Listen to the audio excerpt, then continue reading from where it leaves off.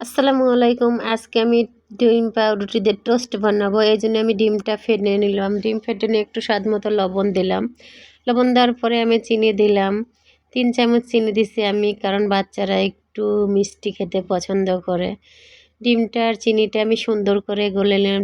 চিনিটা যতক্ষণে গলে না গেছে ততক্ষণে আমি নাড়াচাড়া করছিলাম। পরে আমি তাওয়াতে একটু তেল দিলাম, আর পাউরুটিটা আমি সুন্দর করে 2 পাশেই সুন্দর করে ডিমের ভিতর ভিজায় নিয়ে তাওয়াতে দিয়ে দিলাম। আমি অল্প তেল দিয়ে ভাজি করছি, বেশি তেল দিই নাই, বেশি তেল খাওয়া ভালো না, এই জন্য আমি বেশি তেলে ভাজি করি নাই। আমি সবগুলা পাউরুটি এরকম ডিমত ভিজায় দিয়ে দিচ্ছি। আমার এই পর্যায়ে চুলার আঁচ হাই হিটে ছিল না, লোতে ছিল, তার জন্য আমার পাউরুটিটা হয়ে আসছে। দেখেন টোস্টটা হয়ে আসছে। আমি কড়াইয়াতে একটা প্লেটে তুলে নিচ্ছি আর কি। তুলে নিয়ে সুন্দর করে সাজিয়ে দিব আমার মেয়েকে। এই যে সুন্দর করে আমি সাজিয়ে দিছি, তাও খাচ্ছিল আর বলছিল কেমন মজা, অনেক মজা হয়েছে আম্মু।